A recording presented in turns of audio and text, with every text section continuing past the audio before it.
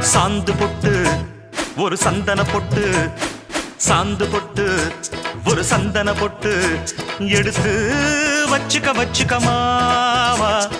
பூ முடிச்சு ஒரு சேலைய கட்டு, இனி நீ வெட்டிய கட்டிக்கலாமா.